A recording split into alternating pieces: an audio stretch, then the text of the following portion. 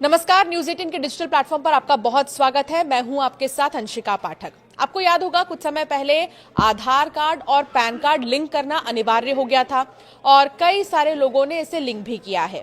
लेकिन एक खबर उन लोगों के लिए जिनके पास वोटर आईडी कार्ड और आधार कार्ड है। जी हां, वोटर आईडी को आधार से जोड़ने के लिए दिल्ली में केंद्रीय गृह मंत्रालय, कानून मंत्रालय और भारतीय विशिष्ट पहचान प्राधिकरण और चुनाव आयोग के अधिकारियों के साथ एक अहम बैठक हुई। इस बैठक में वोटर आईडी को आधार से जोड़ने का फैसला किया गया। तो अब आधार और वोटर आईडी को जोड़ने का रास्ता साफ हो गया है।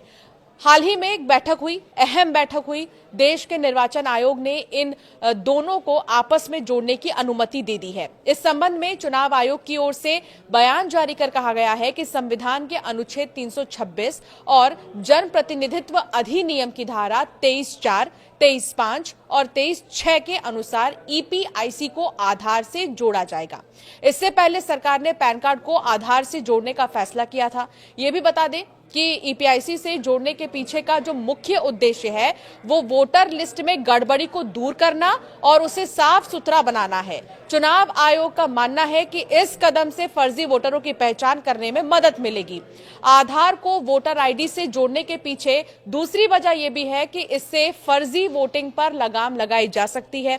इस व्यवस्था के अमल में आ जाने के बाद एक व्यक्ति के कई जगह वोट डालने की जो संभावना है वो खत्म हो जाएगी और चुनावी प्रक्रिया और भी ज्यादा पारदर्शी हो सकेगी। बयान में कहा गया है कि निर्वाचन आयोग 1950 के जन प्रतिनिधित्व अधिनियम की धारा 326 और सर्वोच्च न्यायालय के संबंधित निर्णयों के अनुसार ईपीआईसी को आधार से जोड़ने के लिए कदम उठाएगा। सीईसी ज्ञानेश कुमार के नेतृत्व में निर्वाचन सदन में ईसी डॉक्टर सुखवीर सिंह संधू और डॉक्टर विवेक जोशी के साथ आज केंद्रीय गृह सचिव, विधायी विभाग के सचिव, एमईआईटीवाई के सचिव और यूआईडीएआई के सीईओ और ईसीआई के तकनीकी विशेषज्ञों के साथ बैठक हुई। भारत के संविधान के अनुच्छेद 326 के अनुसार मतदान का अधिकार केवल भारत के नागरिक को दिया जा सकता है। आधार कार्ड केवल एक व्यक्ति की पहचान स्थापित करता है। इसीलिए यह निर्णय लिया गया कि ईपीआईसी को आधार से जोड़ने का काम संविधान के अनुच्छेद 326 जन प्रतिनिधित्व अधिनियम 1950 की धारा 23(4), 23(5) और 23(6) के प्रावधानों के अनुसार डब्ल्यूपी सिविल संख्या 177/2023 में सर्वोच्च न्यायालय के फैसले के अनुरूप ही किया जाएगा। अब यूआईडीएआई और ईसीआई के तकनीकी विशेषज्ञों के बीच तकनीकी परामर्श जल्द ही शुरू किया जाएगा।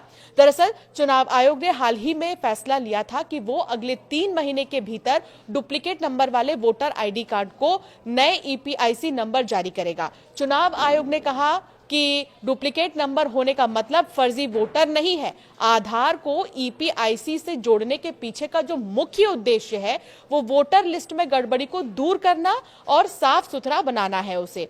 चुनाव आयोग का मानना है कि इस कदम से फर्जी वोटरों की पहचान करने में मदद मिलेगी। चुनाव आयोग लंबे समय से आधार सीडिंग का समर्थन करता रहा है। 2017 में आयोग ने सुप्रीम कोर्ट में एक आवेदन भी दायर किया था जिसमें आधार को वोटर आईडी से जोड़ने की अनुमति मांगी गई थी।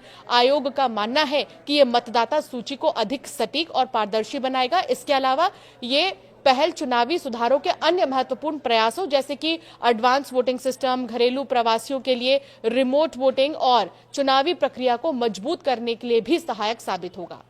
तो अगर आपके पास आधार कार्ड है, अगर आप वोटर आईडी कार्ड होल्डर हैं, तो ये खबर आपके लिए बहुत ज्यादा जरूरी है।